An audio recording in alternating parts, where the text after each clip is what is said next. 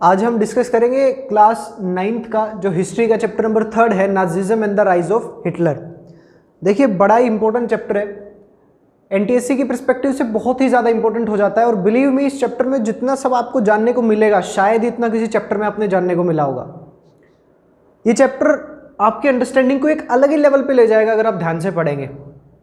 साथ ही साथ मैं आपको ये बात बता देना चाहता हूँ कि जनरली एनटीएससी नवंबर में हो जाता है, सो नेक्स्ट ईयर नवंबर में होगा जहाँ तक मेरा अनुमान है, अगर सब कुछ सही रहता है। इस बार नवंबर में नहीं है, जनवरी फेब में है।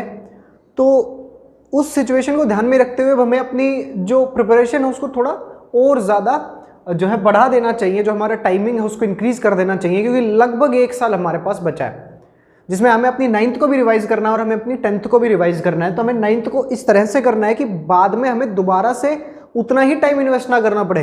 आज आपने Nazism and the rise of Hitler को 2 घंटे पढ़ा, अगर आपको थोड़े दिन बाद फिर 2 घंटे पढ़ना पड़ रहा है तो फिर वो चीज़ वेस्ट हो जाती है। वहाँ आपको 2 घंटे ना लगे, उससे हाफ टाइम आता चला जाए।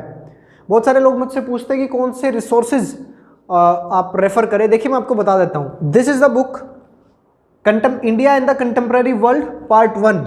ये ग्रीन कलर की जो बुक है ये आपकी बुक है और आपको इसे ही पढ़ना है। दिस बुक इज इनफ, इसके अलावा आपको कुछ नहीं पढ़ना है। प्लस में आपको पढ़ने क्लास नोट्स जो आपका टीचर आपको बता रहा है, क्योंकि बुक में बहुत सारी चीज़ें ऐसी होती हैं जो कनेक्ट आप नहीं कर पाते, इसीलिए टीचर की ज़रूरत पड़ती है। तो आप उस चीज़ का ध्यान रखें, जो कनेक्टिंग पॉइंट्स मैं आपको बताते जा रहा हूँ वो आप देखें। अब इस चैप्टर में हम शुरू में ही देखेंगे तो हमारा जो चैप्टर का मेन हीरो है हिटलर, शुरू में ही मर रहा है, फिर कहानी पूरी फ्लैशबैक में जा रही है, तो फ्रेगमेंटेड है। हम इसको पूरा जो है वापस एकदम सीक्वेंस से लेकर के चलेंगे। पूरा लेक्चर देखें, उसके बाद बुक को पढ़ेंगे, आपको अपने आप चीज़ें समझ में आएंगी। देखिए फर्स्ट वर्ल्ड वॉर का बड़ा इंपॉर्टेंट रोल है इसके अंदर, फर्स्ट वर्ल्ड वॉर। और इसके बारे में थोड़ा सा जानना है हमें, बस हल्का सा। देखिए फर्स्ट वर्ल्ड वॉर आपको पता है कि 1914 से लेकर के और 1918 तक जो है लड़ा गया। फर्स्ट वर्ल्ड वॉर में 2 पावर्स थी, एक तरफ सेंट्रल पावर्स थी जिसमें जर्मनी, ऑस्ट्रिया हंगरी और इटली थे, और दूसरी तरफ एलाइज थी जिसमें ब्रिटेन था, फ्रांस था, यूएसएसआर था, और यानी कि रशिया, सॉरी उस टाइम पे रशियन एम्पायर था। 1917 में बोल्शेविक रेवोल्यूशन हुआ, उसके बाद रशिया बना, और 1922 के अंदर यूएसएसआर बना। तो फर्स्ट वर्ल्ड वॉर में रशियन एम्पायर था। अब देखते हैं कि इसमें ऐसा क्यों हुआ। थोड़ा सा इसका बैकग्राउंड मैं आपको बता देता हूं। एक एम्पायर था Austria Hungary empire, Habsburg empire इसको बोला जाता था, ऑस्ट्रिया हंगरी। इसके जो रूलर थे वो थे फ्रेंच जोसेफ। फ्रेंच जोसेफ इसके रूलर थे। फ्रेंच जोसेफ के भतीजे archduke French Ferdinand, archduke is a title, Duke के बारे में हम फ्यूडलिज्म में पढ़ेंगे क्लास 11th में।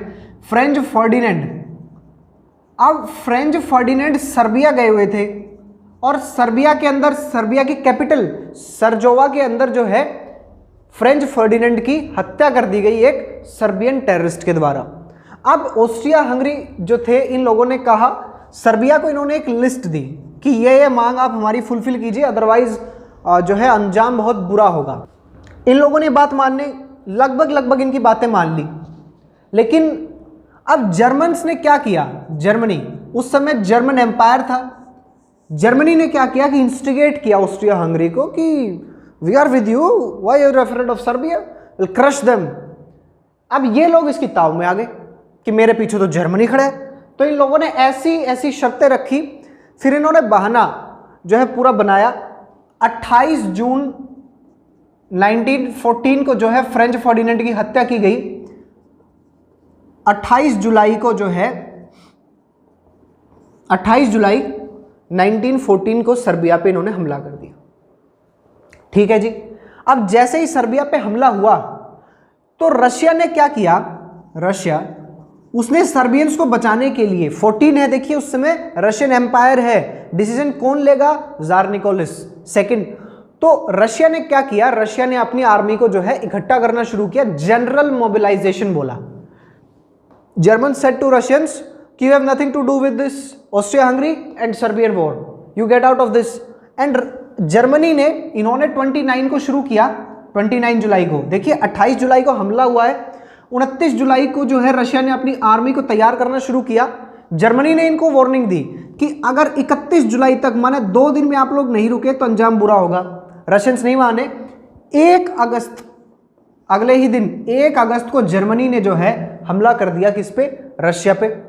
थोड़े टाइम बाद क्या हुआ, लगभग 4-5 अगस्त आते आते ऑस्ट्रिया हंगरी ने भी जो है रशिया पे हमला शुरू कर दिया।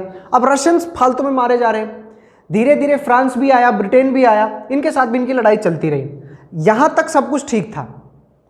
1917 के अंदर इस वॉर में एंट्री होती है यूएस की, और 1917 में वॉर में से कौन वापस चला जाता है? Russian empire. याद कीजिए 1917-18 के अंदर जो ट्रीटी हुई ब्रेस्ट लिटोव्स्क, 1918 आ गया था, 1918 में जो है ये ट्रीटी हुई ब्रेस्ट लिटोव्स्क में जर्मनी के साथ। आपको पता था बोल्शेविक्स ने क्या कहा था? जब लेनिन वापस आए तो लेनिन ने 3 चीजें की थी। 3 जो उनकी अप्रैल थीसिस थी वो क्या थी? War should be ended, bank should be nationalised and land should be redistributed. तो वॉर को इमीडिएटली एंड कर दिया इन्होंने, ब्रेस्ट लिटोव्स्क में ट्रीटी कर ली इन लोगों ने। अब जर्मन्स ने क्या किया? देखिए यहां पर एक देखने वाली बात थी कि जर्मनी ऐसे ही नहीं माना। जर्मनी को फायदा था कि अगर मान लीजिए जैसे ये जर्मनी है, लगभग अप्रोक्सीमेट ऐसे हम मान लेते हैं जर्मनी है, और इस तरफ जो है रशिया के साथ ये लोग लड़ रहे हैं, ईस्टर्न फ्रंट के ऊपर ये लोग लड़ रहे हैं। इधर इसके पीछे की तरफ जो है फ्रांस है, और यहां ब्रिटेन है, वेस्टर्न फ्रंट। तो यहां भी लड़ना पड़ रहा है, यहां भी लड़ना पड़ रहा है, नेवी में और यहां पर लैंड में लड़ रहे हैं। अगर ईस्टर्न फ्रंट से इनकी ट्रूप्स वापस आ जाएंगी तो फायदा जर्मनी को होगा। स्टिल जर्मनी जब जो है ब्रेस्ट लिटोव्स्क पे जब इन्होंने पीस किया तो इन्होंने रशिया से 3 जो देश थे वो ले लिए, और वो कौन से पार्ट थे? Estonia, Latvia, Lithuania. Estonia, Latvia, Lithuania, ये तीनों जो है जर्मनी ने उससे ले लिए इस ट्रीटी के साथ। इसीलिए रशियंस वर एंग्री। आपने वो लाइन पढ़ी, वो इस वजह से थी वो लाइन। वो ये लाइन मैं वहां बता नहीं सकता था आपको, क्योंकि पूरा का पूरा सिस्टम ही अलग हो जाता। अब आपको समझ में आएगा कि हाँ, कि अब रशियंस अनहैप्पी क्यों थे। रशियंस भी तो खुद चाहते थे कि लड़ाई रुक जाए। Still the NCERT has written the Russians were not happy. तो क्यों नहीं थे? क्योंकि 3 जो है आपको अपने पार्ट देने पड़े।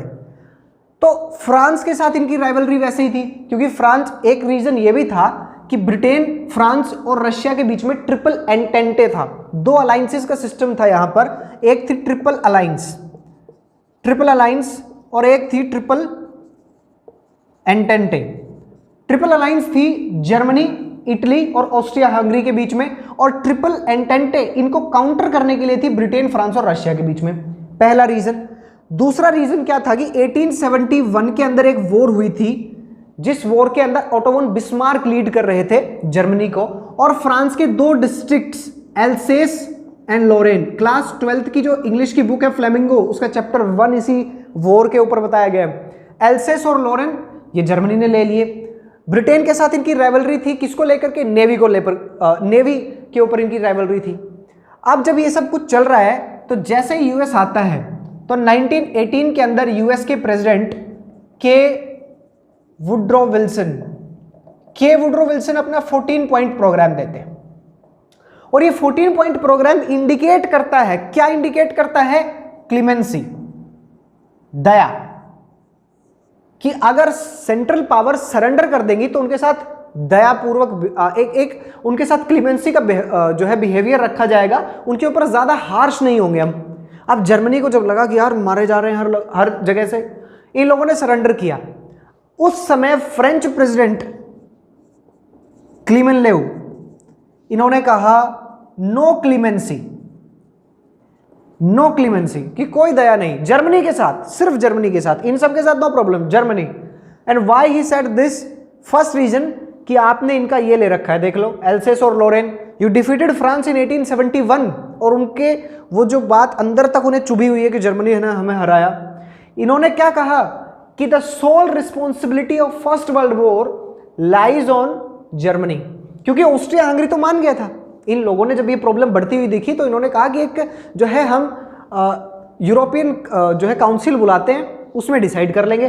ऑस्ट्रिया हंगरी मान गया था, तो इस साइड के जर्मन्स इंस्टिगेटेड देम, जर्मनी ने उनको जो है बहकाया, उनको चढ़ा दिया ऊपर कि जाओ तुम लड़ाई करो, हम तुम्हारे साथ खड़े। इस चक्कर में लड़ाई हो गई। तो इन्होंने कहा कि इनको कंपनसेशन भी देना पड़ेगा। तो इसी सब में अब पीस तो होगा, और जब पीस हुआ तो ट्रीटी ऑफ वर्सेल्स साइन हुई, treaty of Versailles. And sir this treaty main reason behind second world war, main reason behind rise of Nazism and the rise of Hitler, this is the main reason. हम इसको discuss करते हैं कि इसमें क्या था। So let us now discuss about treaty of Versailles. Treaty of Versailles में देखिए क्या होता है। देखिए ट्रीटी ऑफ वर्सेल्स की एक खास बात यह है कि जर्मनी को इसमें बोलने का मौका ही नहीं दिया, जर्मनी उसे साइन कीजिए। कैसे कैसे हो रही है अब देखिए चीजें कनेक्ट। ट्रीटी ऑफ वर्सेल्स की शर्तें देखिए आप। ट्रीटी ऑफ वर्सेल्स की सबसे पहली जो था, तो जर्मनी की ओवरसीज टेरिटरीज स्पेशली अफ्रीकन, सारी अफ्रीकन टेरिटरीज इनकी ले ली गई कि आपने colonies, sorry not overseas territories, colonies, जो आपने इंपीरियलिस्ट पॉलिसी अपना रखी थी। इंपीरियलिज्म वो प्रोसेस या वो एक सिस्टम होता है जिसमें आप बाहर के किसी देश को गुलाम बना ले, अपनी कॉलोनी बना ले। तो आपकी अफ्रीकन कॉलोनीज को सबको ले लिया गया। सेकंड, इन्होंने क्या किया कि रिसोर्सेज, सारे रिसोर्सेज ले लिए गए। 75% आयरन ले लिया गया, 26% कोल। ये इंपॉर्टेंट है, देखिए फैक्ट 1 मार्क्स में आएगा। Which of the following statement is not correct. 75% iron, 26% कोल किसको दे दिया? फ्रांस को दे दिया। इनके रिसोर्सफुल एरियाज राइनलैंड, सार, ये जो रीजन थे, ये इन्होंने क्या कहा कि 15 साल तक सार के लिए इन्होंने क्या कहा, क्योंकि ट्रीटी ऑफ वर्सेल्स का एक एक्स्ट्रा पॉइंट वो था formation of league of Nations. League of Nations की फॉर्मेशन, जैसे यूनाइटेड नेशंस ऑर्गेनाइजेशन है ना इस समय, वैसे ही लीग ऑफ नेशन है। क्योंकि जो उस समय के ब्रिटिश प्राइम मिनिस्टर थे, ब्रिटिश प्राइम मिनिस्टर ने इस बात पे जो है Lloyd George, British prime minister Lloyd George जो थे, उन्होंने इस बात की कि लीग ऑफ नेशंस कि हाँ एक ऐसा ऑर्गेनाइजेशन, नाम नहीं, एक ऐसी ऑर्गेनाइजेशन हो जो वर्ल्ड वॉर को प्रिवेंट करे। ठीक है जी। ये रिसोर्सेज के लिए इन्होंने कहा कि अगले 15 सालों तक सार को मॉनिटर करेगी लीग ऑफ नेशन, और तब तक सार के नेचुरल रिसोर्सेज को यूज करेगा फ्रांस। ठीक है। तीसरा, इन्होंने क्या किया, डीमिलिटराइजेशन।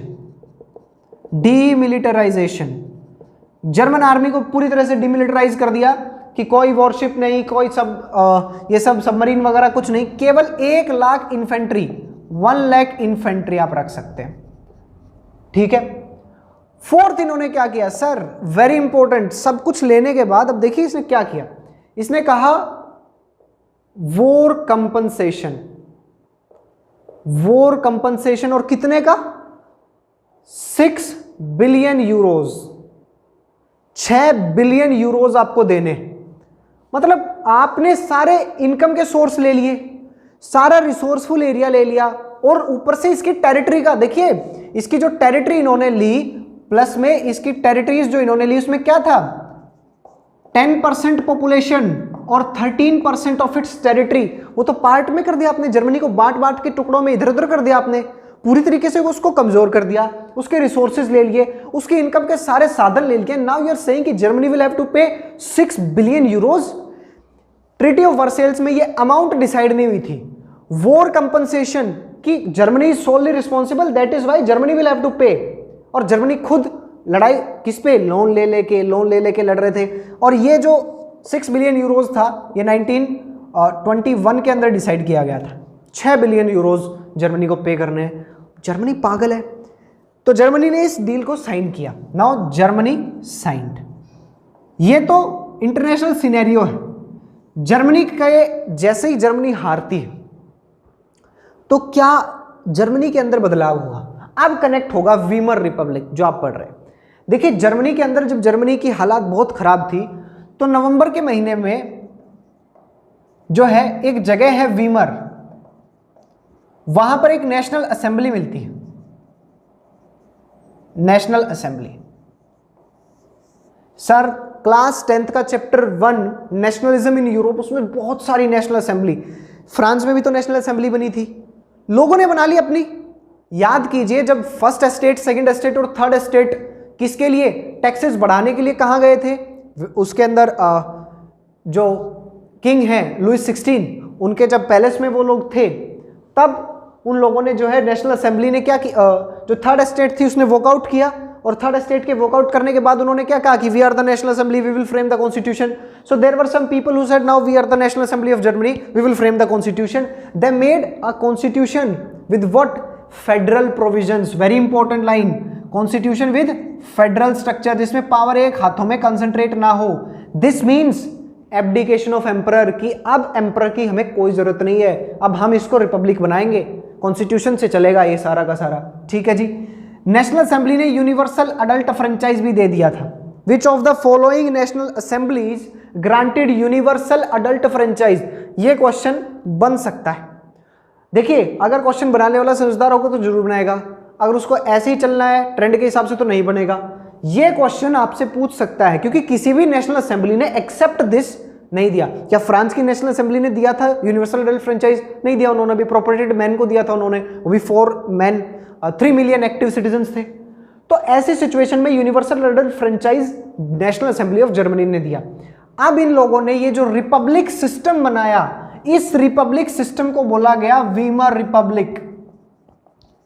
वीमर रिपब्लिक, और वीमर रिपब्लिक की जो गवर्नमेंट थी, इसी वीमर रिपब्लिक के ऑफिशियल्स ने इस ट्रीटी को साइन किया, और जब जर्मन्स को पता लगा कि तुम लोग ये करके आए हो, इसलिए इन लोगों के खिलाफ हो गए जर्मन्स। इन लोगों के साथ सोशलिस्ट थे, डेमोक्रेट्स थे, कैथोलिक्स थे, लेकिन कंजर्वेटिव्स और कम्युनिस्ट्स दोनों इनके खिलाफ थे। और अब जब जर्मनी को एहसास हुआ कि ये लोग क्या करके आए हैं वहां पर, तो इन लोगों ने इसको मारना शुरू किया। वीमर रिपब्लिक के हर सपोर्टर को इन लोगों ने मारना शुरू किया, और इनका नाम बदल के क्या कर दिया, क्योंकि ये नवंबर में आए थे इसलिए इनका नाम क्या किया गया, नवंबर क्रिमिनल्स। नवंबर क्रिमिनल्स। तो which of the following is not called November criminals? Socialist, Democrats and Catholics. आपको जो भी चौथा ऑप्शन मिलेगा वही होगा। वीमर रिपब्लिक की ये सब चल रहा है। अब वीमर रिपब्लिक का जो कॉन्स्टिट्यूशन था, उस कॉन्स्टिट्यूशन ने गड़बड़ किया।